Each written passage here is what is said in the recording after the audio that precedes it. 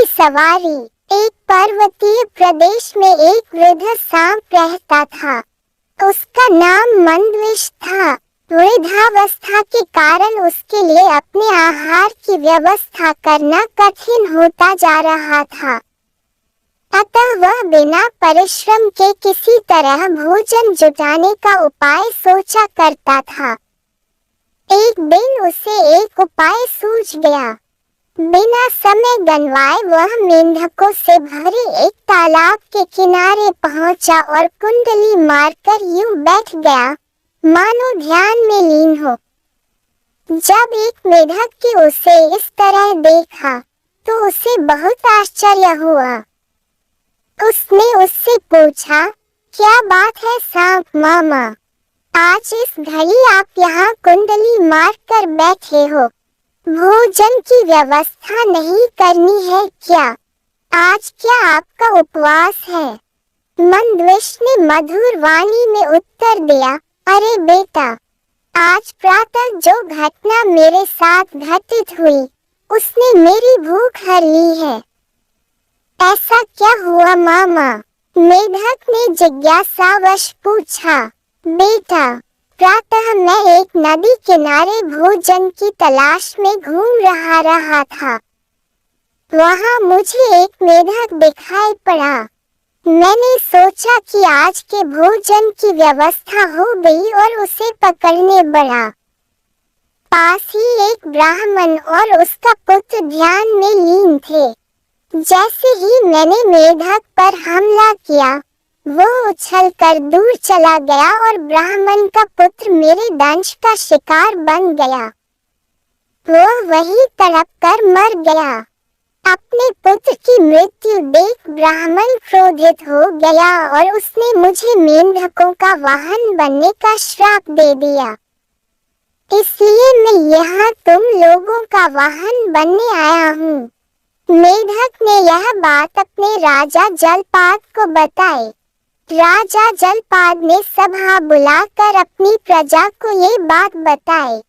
सबने निर्णय लिया कि वे वृद्ध सांप का श्राप पूर्ण करने में उसकी सहायता करेंगे। इस तरह वे सांप की सवारी का आनंद भी उठा लेंगे। सब मिलकर मंदविष के पास गए। फन फैलाए मंदविष को देख सारे मेढक डर गए, किंतु जलपाद नहीं डरा और जाकर उसके फन पर चढ़ गया। मंदविष ने कुछ नहीं कहा। इससे अन्य मेंढकों का भी साहस बढ़ गया और वे भी मंदविष के ऊपर चढ़ने लगे। जब सारे मेढक मंदविष के ऊपर चढ़ गए तो वह उन्हें भांति भांति के करतब दिखाने लगा। उसने उन्हें दिन भर इधर उधर की खूब सैर करवाई, जिसमें सभी मेंढकों को बड़ा आनंद आया। अगले दिन वे सब फिर सवारी के लिए मंदविष के पास आए। मंदविष ने उन्हें अपने ऊपर चढ़ा तो लिया, किंतु वह चला नहीं। ये देख जलपाद ने पूछा, क्या बात है?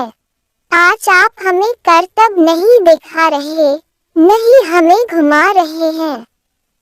मंदविष बोला, मैंने कुछ दिनों से कुछ नहीं खाया है, इसलिए मुझे चलने में कठिनाई हो रही है। अरे ऐसा है तो आप छोटे छोटे मेंढकों को खाकर अपनी भूख मिटा लो, फिर हमें ढेर सारे करतब दिखाओ। जलपाद बोला। मंदविष इसी अवसर की ताक में था। वह प्रतिदिन थोड़े थोड़े मेढक खाने लगा। जलपाद को अपने आनंद में ये भी सुध नहीं रहा कि धीरे धीरे उसके वंश का नाश होता जा रहा है। उसे होश तब आया जब वह अकेला ही बचा और मंदविष उसे अपना आहार बनाने पर तुल गया। वह बहुत गिड़गिड़ाया, किंतु मंदविष ने एक न सुनी और उसे भी ली गया। इस तरह पूरे मेढक वंश का नाश हो गया। सीख, अपने क्षणिक सुख के लिए अपने हितैषियों या वंश की हानि नहीं करनी चाहिए। अपने वंश की रक्षा में ही हमारी रक्षा है।